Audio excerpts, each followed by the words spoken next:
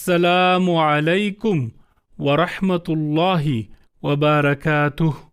Selamat datang di Jumat Berkah, Perum Taman Permata Indah.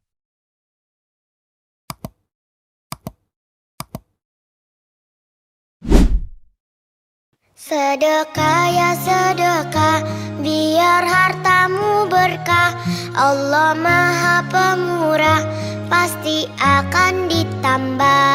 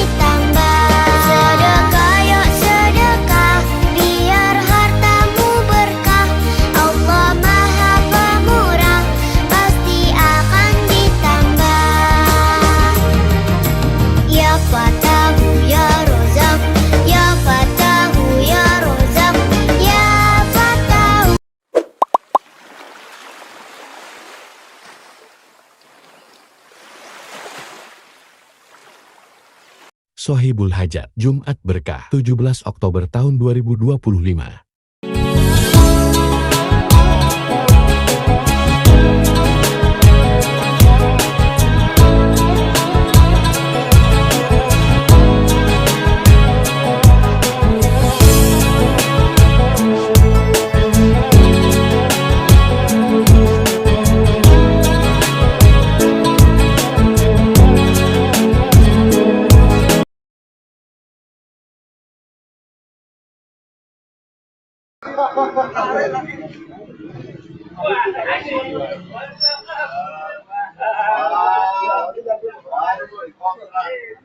Ya, bismillahirrahmanirrahim. Kita mulai. Assalamualaikum warahmatullahi wabarakatuh. Alhamdulillahirrahmanirrahim. Nama saya Muhammad Muhammad. Alhamdulillah, Jumat Berkah pada pagi hari ini kita mulai.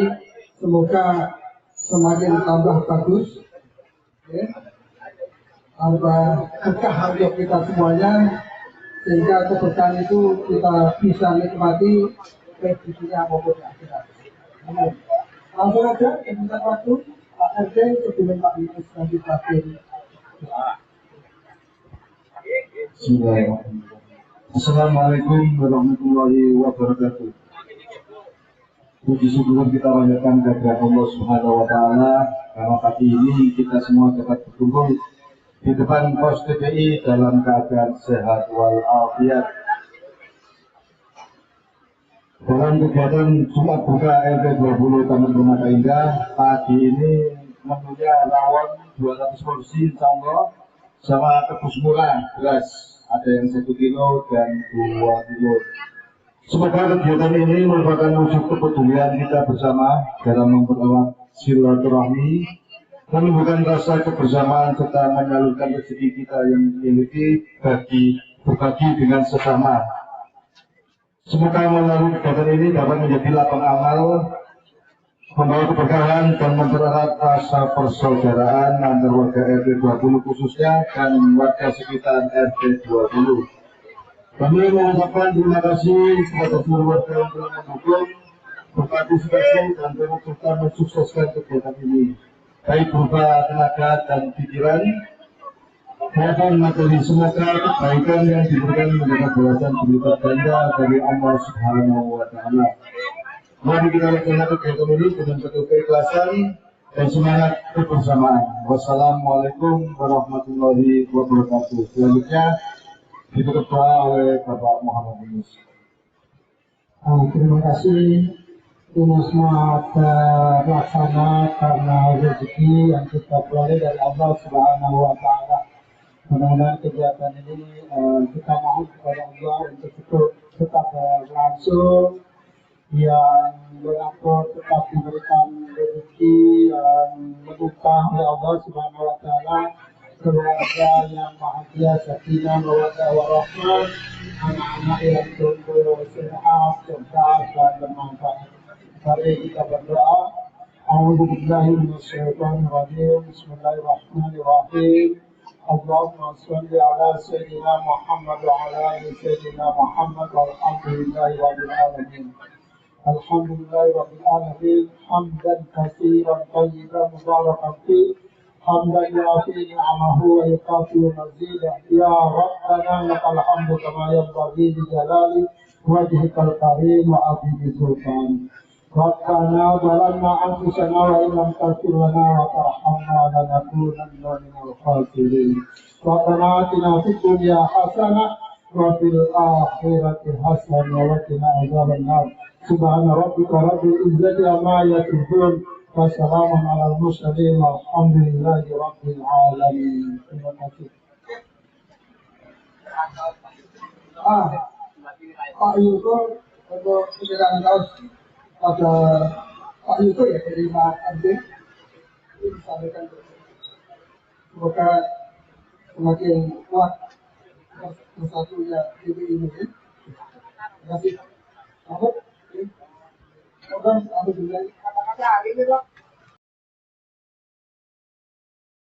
Video pembelajaran.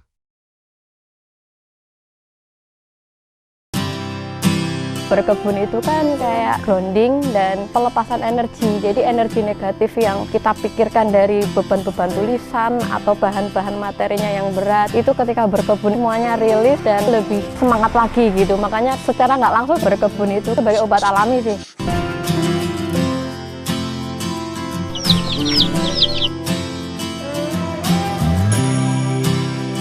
Perkenalkan, nama saya Irukawa Elisa.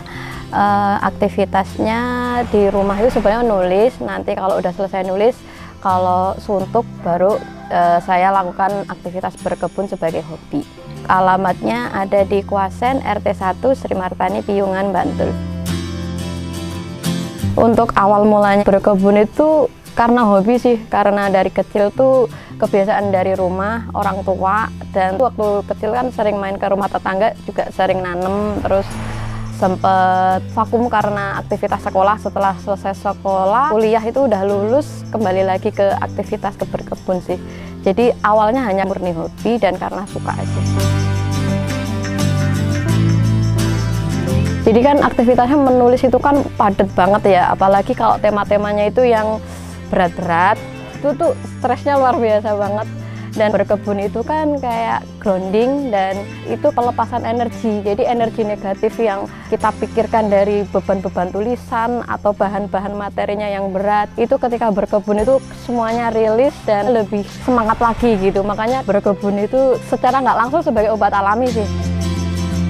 Terkait proses belajar nanam itu otodidak, jadi bukan seorang ahli itu juga enggak, karena saya juga masih eksperimen juga untuk media tanam atau apa. Jadi kalau nanam memperbanyak itu murni karena feeling aja, feeling dan coba-coba aja sih. Banyak yang nganggep kalau berkebun itu harus punya lahan luas, terus menjadikan alasan lahan sempit atau nggak punya lahan sama sekali itu nggak bisa berkebun. Kebetulan di rumah saya ini kan masih ada halaman, ukurannya 3x4. Nah itu awalnya juga dibuat rak-rak, itu fungsinya adalah penghematan lahan agar tetap nanam banyak gitu, sehingga bisa lebih menghasilkan cuannya gitu. Sementara kalau alasannya karena nggak punya lahan sama sekali, kita bisa kok memanfaatin kayak misal di pagar atau apa, kita manfaatin pagar itu untuk naruh-naruh tanaman yang vertical garden seperti itu. Jadi sebenarnya nggak ada alasan sih, jadi tergantung kita aja.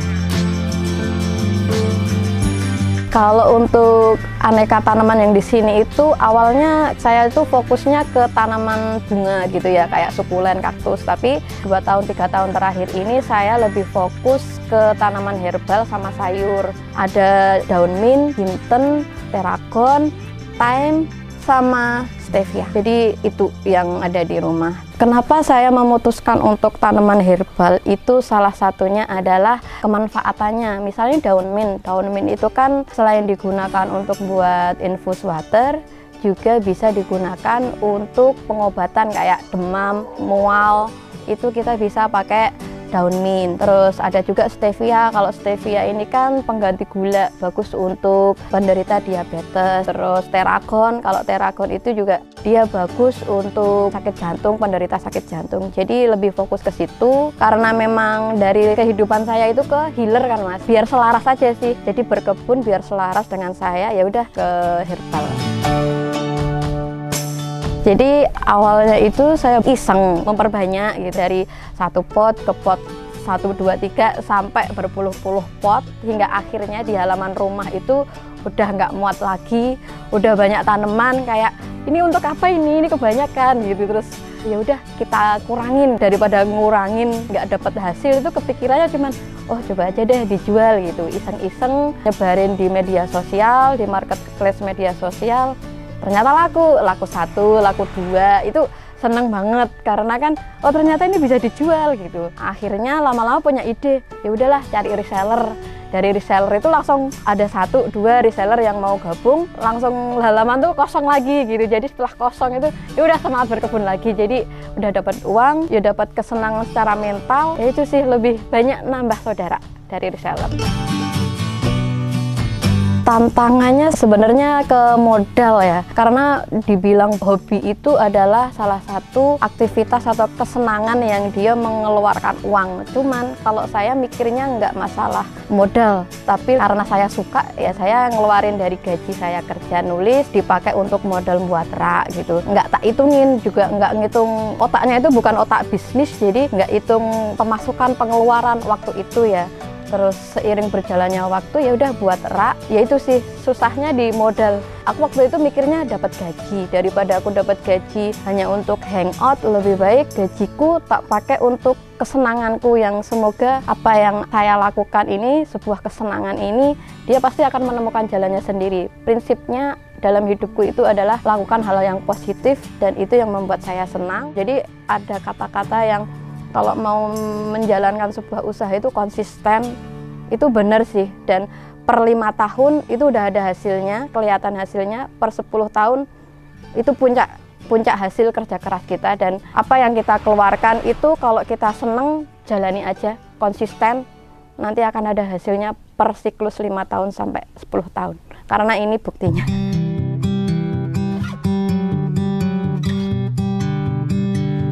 Untuk perawatan hariannya cuman kita sering siram pakai kompos hasil lindi dari pengomposan itu. Jadi di rumah itu kan ada sampah dapur, kemudian kita olah itu jadi kompos padat sama kompos cair. Nah kompos cairnya ini yang kita gunakan sebagai pupuk air lindinya itu. Jadi kadang kalau untuk air lindi dari hasil pengomposan itu kan terbatas ya, sehingga kadang kita juga memanfaatkan air kolam ikan lele sama pupuk kandang dari ayam, itu nanti kita komposkan juga. Itu untuk alternatif kalau lindi dari pengomposan dapur habis. Salah satu kunci rahasia nanam itu sebenarnya ada di sinar matahari sama media tanam. Nah, kenapa matahari itu penting? Karena sinar matahari itu kan sumber energi, sehingga daun itu bisa menyimpan dan menyerap sinar matahari itu untuk difotosintesis. Makanya kalau ngomongin menarik kekuasaan Tuhan dan value atau kelebihan dari daun itu nggak cuman bagus untuk kita konsumsi, tetapi juga bagus dia itu bisa dijadikan sumber energi listrik juga karena dia sifatnya kayak panel surya itu tadi. Nah, untuk media tanamnya itu juga perlu diperhatikan. Jadi setiap tanaman itu mempunyai karakteristiknya tersendiri. Nah, kebetulan saya menggunakan sekam bakar sama tanah kompos perbandingan 1:1. Harapannya untuk anak muda, carilah jati dirimu, karena dengan menemukan jati diri itu kamu akan menemukan hobimu, entah itu hobi berkebun atau hobi apapun itu. Kemudian tekuni tanpa hitung-hitungan, karena segala sesuatu yang kita lakukan dengan cinta, dengan rasa suka, itu dia akan menemukan jalannya sendiri. Tanpa kita perhitungkan pun kita akan dituntun, karena itu adalah life path kita.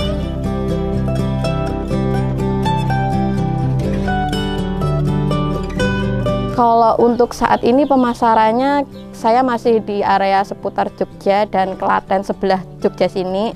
Untuk pemasaran tekniknya itu masih manual, pakai media sosial, kemudian nyebar di grup-grup pecinta tanaman aja, sambil nyari-nyari reseller. Cuman fokus ke situ dulu. Untuk teman-teman yang mungkin masih ragu dan masih bingung arah tujuan hidupnya, pastikan dulu teman-teman kenali diri sendiri dulu, kemudian lakukan. Walaupun itu keterbatasan secara finansial, secara modal atau apapun itu, nggak perlu khawatir. Kita nggak punya modal masih tetap bisa jalan. Kita bisa mengandalkan kreativitas, kita masih punya modal action, masih punya modal tenaga. Modal nggak harus pakai uang, tapi modal itu adalah action kita. Lakukan yang kamu bisa dulu.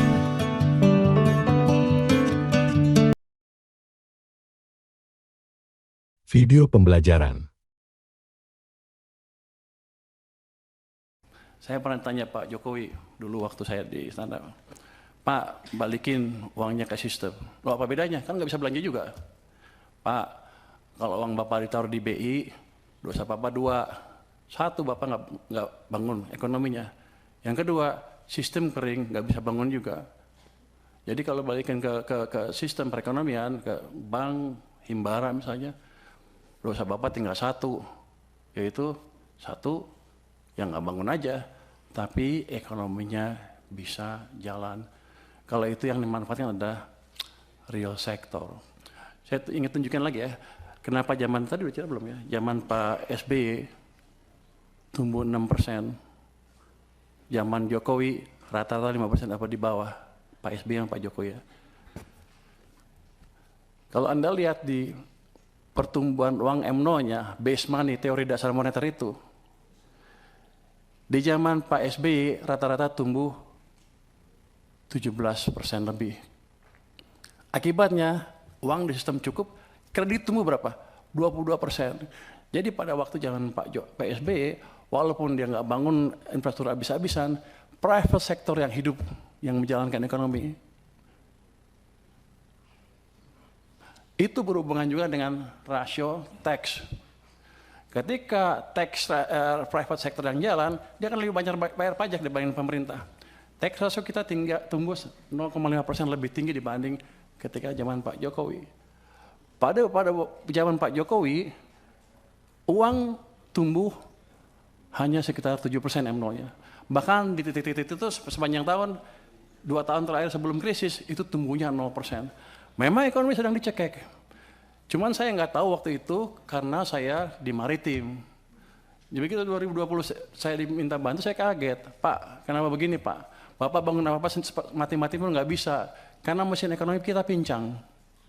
Hanya pemerintah yang jalan, sedangkan yang tadi 90% berhenti atau diperlambat.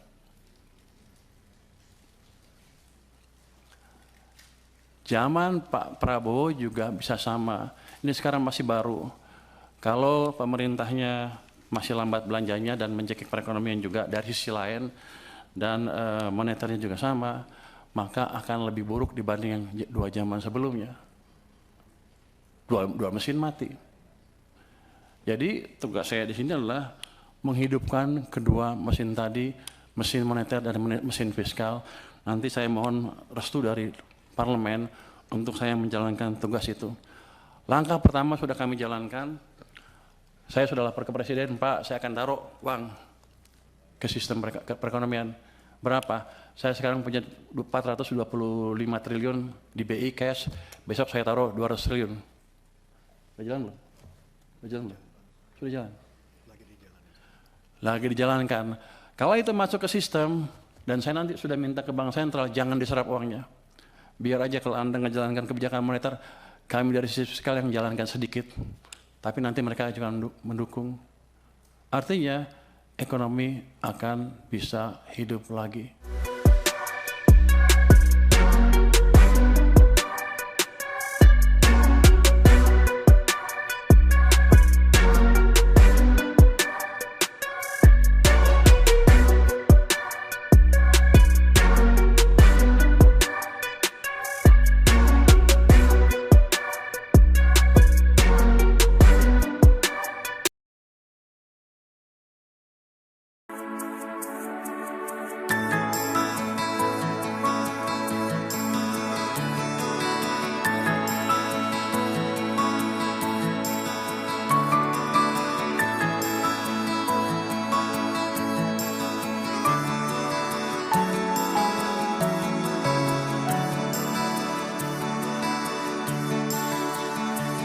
Alangkah indah orang bersedekah, dekat dengan Allah, dekat dengan surga.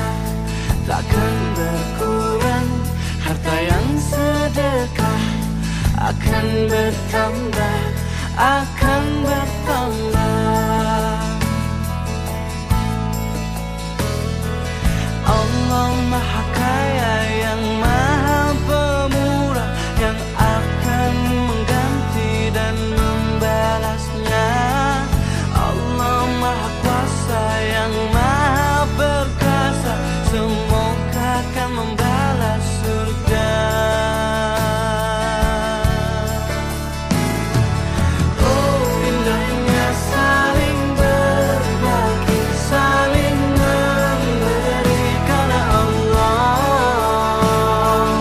Oh indahnya saling menjaga, saling mengasihi karena Allah.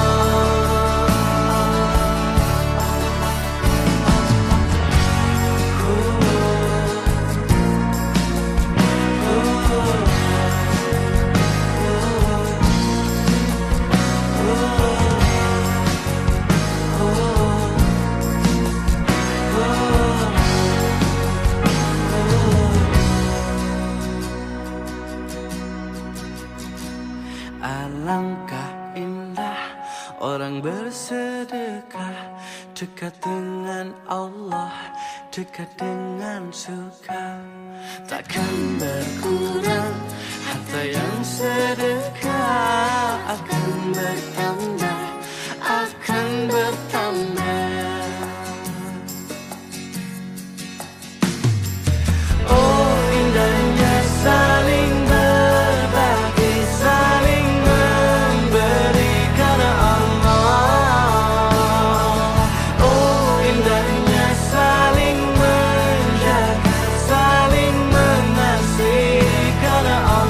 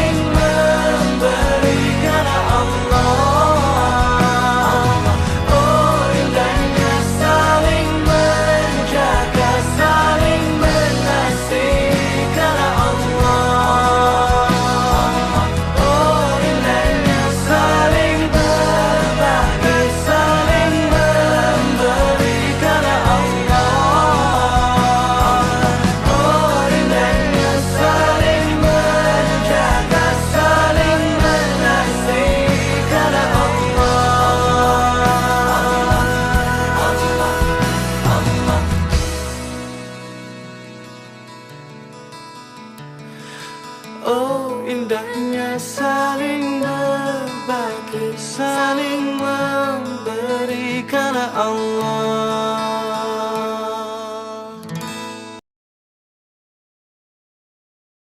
Kalau sudah menginginkan, sudah minta, jangan lupa. Percayalah bahwa yang engkau inginkan itu akan terjadi. Nah, ini yang kadang-kadang kalau dibaca sepele, tapi dijalankan berat. Keyakinan. Saya sering menyatakan kita itu kalau berdoa kadang setengah-setengah. Setengah-setengah dalam arti kita sendiri tidak yakin doa ini akan dikabulkan. Jadi wong kita sendiri tidak yakin bahwa keinginan kita akan terkabul. Ya wes, tidak akan wujud wong kita sendiri tidak yakin. Kalau kita yakinnya 50%, ya wujudnya mungkin ya hanya 50% nanti buahnya. Jadi ini bagian dari the law of attraction adalah keyakinan kita, kemantapan hati kita.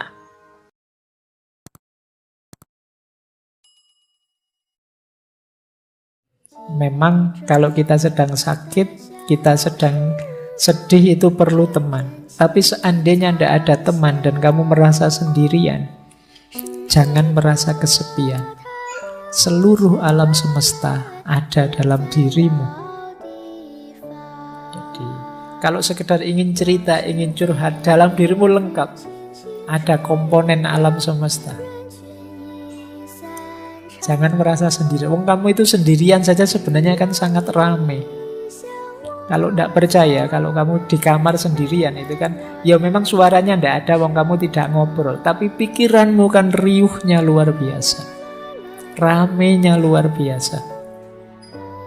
Kalau sekarang kadang-kadang tidak hanya pikirannya, mulutnya juga rame, apalagi kalau pas main game.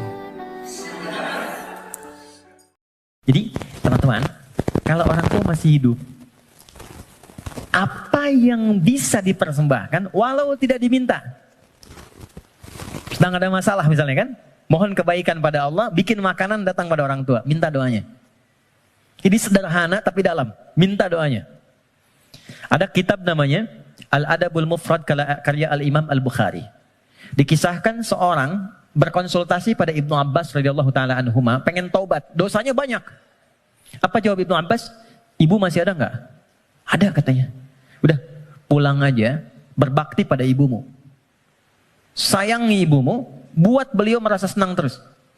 Nanya lagi orang ini, kenapa mesti ibu? Kata Ibnu Abbas, saya tidak pernah mendapati di Quran dan keterangan Nabi yang terbaik dari bakti kepada ibu untuk mengentaskan semua masalahmu.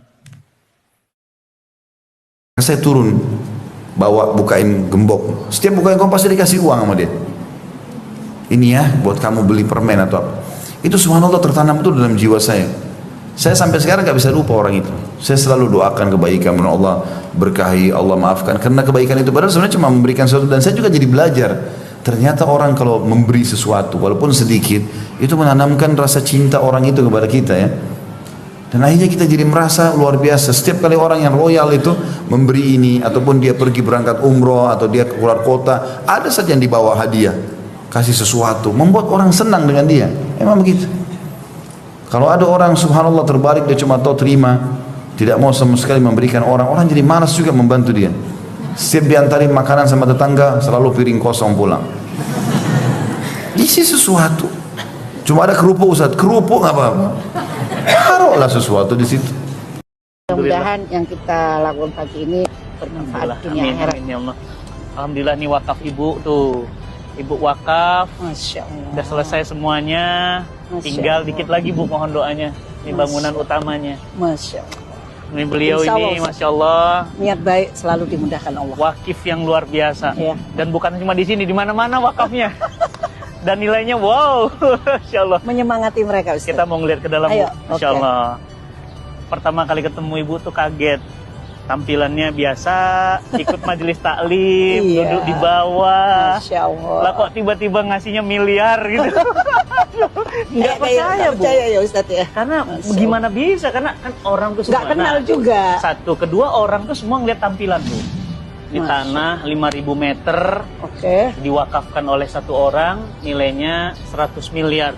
Dan alhamdulillah wakafnya beliau juga ada di sini, wakafnya antum teman-teman ada di sini. Ini santri putri, tempat bawah makan, atasnya kamar, ini ruang belajar atasnya. Alhamdulillah, dan selesai kurang dari 3 tahun. Masya Allah. Alhamdulillah. Itu salah satu bukti kebesaran Allah. Allahu Akbar. Bu Aisyah. Ya Ustaz. Saya gak akan pernah bisa lupa pertama kali ketemu ibu. Karena saya hadir waktu itu dalam tanda kutip manusiawi, Bu, kecewa. Saya biasanya kalau hadir jamaah itu selalu banyak, bludak gitu. Tiba-tiba pas datang cuma 7 orang. Itulah manusia, saya manusia biasa. Ketika datanglah 7 orang, saya mau galang dana wakaf untuk pesantren saya gimana. Tapi ternyata 7 orang, ada 1 orang namanya Bu Aisyah dengan penampilan yang sangat sederhana berwakaf miliaran. Dan sekarang pesantrennya sudah jadi. Masya Allah. Bu, saya juga ingin tahu, ibu wakaf dengan nilai yang sebesar itu ada rasa seperti apa, Bu? Nggak sayang, itu kan uang bisa beli rumah, bisa beli mobil Forsi, Lamborghini. Allah menitipkan harta kan bukan buat kita beli kapal pesiar, buat beli tas Hermes. Walaupun bisa, ada teman saya sindir, kamu tuh terlalu bangga dikasih duit anakmu segitu. Beli dong tas Hermes 1 M, Ustaz. Saya bilang kalau saya dikasih uang untuk beli Hermes, saya panggil yayasan bangun masjid aja. Saya tidak punya tas branded, saya tidak punya, sama sekali tidak. Saya pingin brandednya Allah aja. Doain saya, Ustaz. Saya sebagai orang tua ya, saya nggak tahu orang tua lain. Itu harus anak itu tergantung ibu, bukan tergantung ayah. Kalau pilih istri itu ibu yang pintar, ibu yang benar. Karena dia nanti yang akan mendidik. Nggak sembarangan. Saya persiapkan anak saya sesuai keinginan saya. Saya nggak pengen kok punya anak jadi profesor. Jadi anak itu harus dipersiapkan oleh orang tuanya. Masalahnya saya juga pernah dengar dari ibu.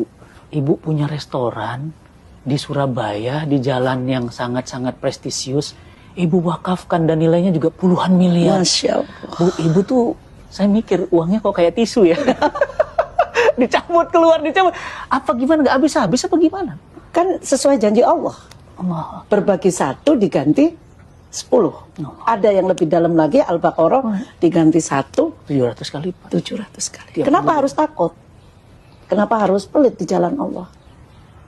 Orang tua saya, Ustadz, hotel itu mau dibeli Megawati dengan uang ya, dikasihin ke Nahdlatul Ulama.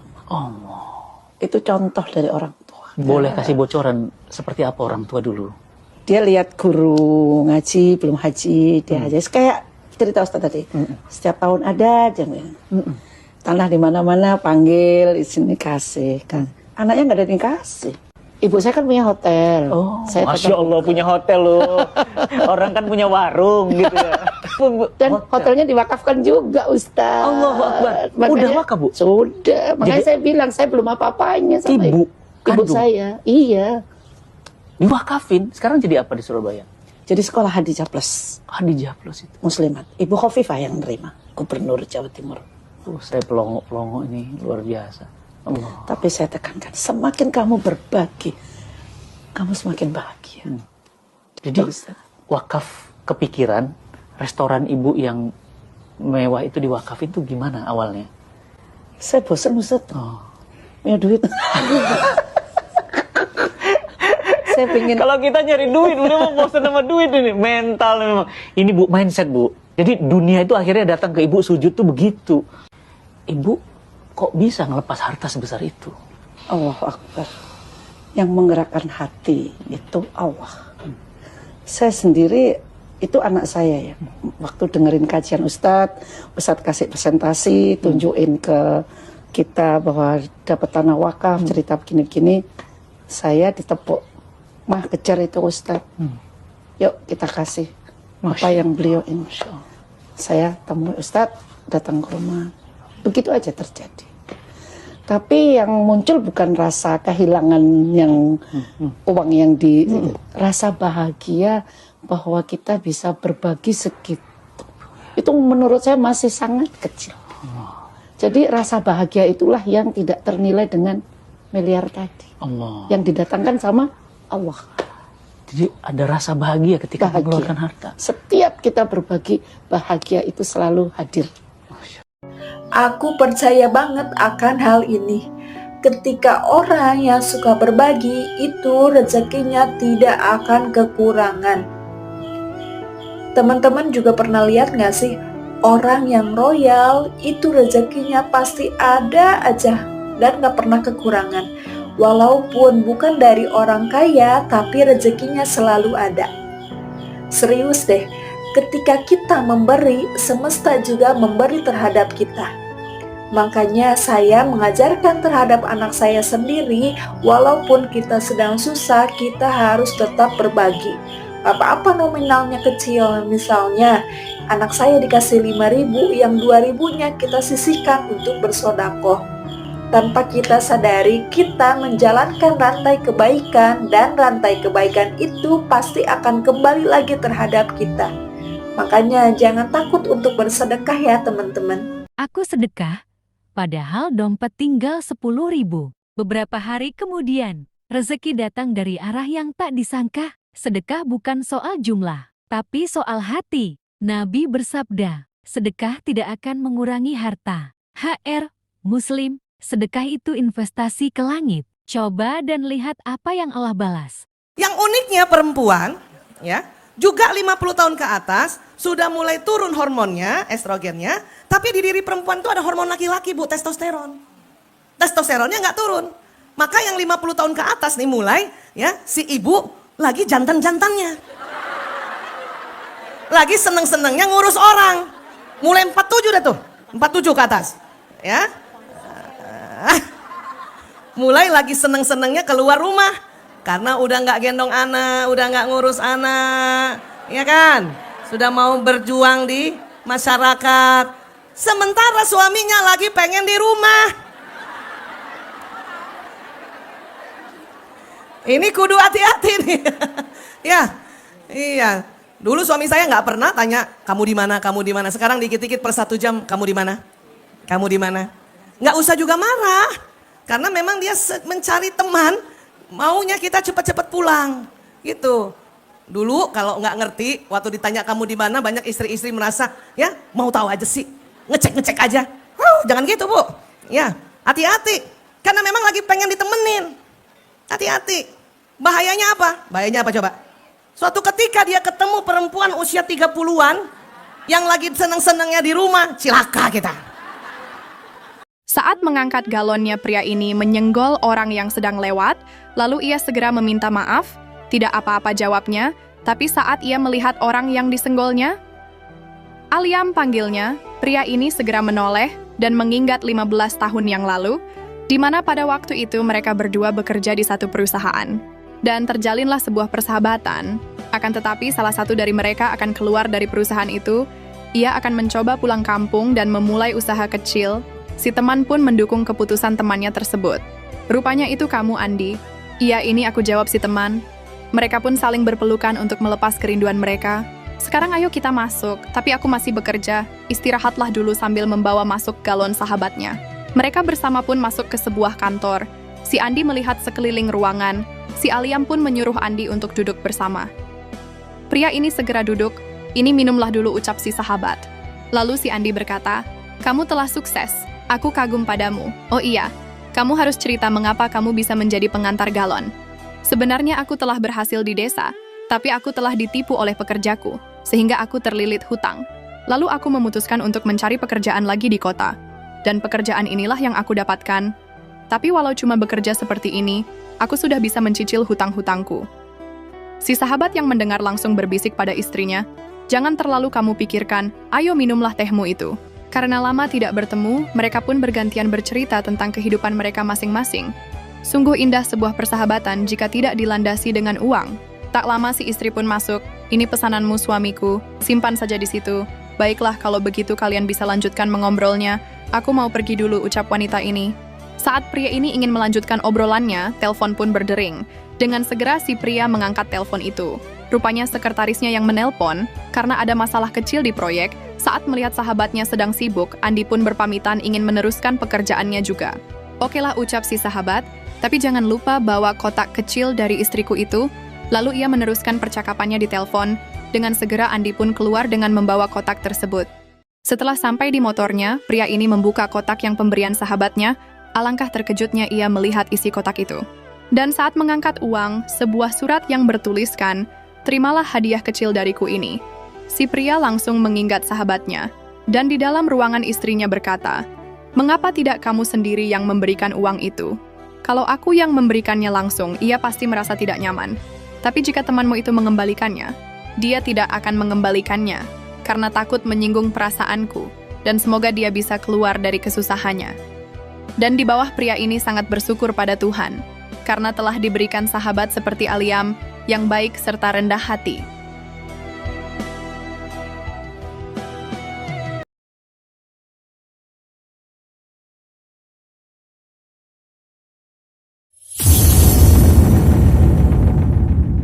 As-salatu ala nabi wassalamu ala rasul Asy-syafi'il abtahi wa Muhammad Arabi. As-salatu ala nabi wassalamu ala rasul Asy-syafi'il abtahi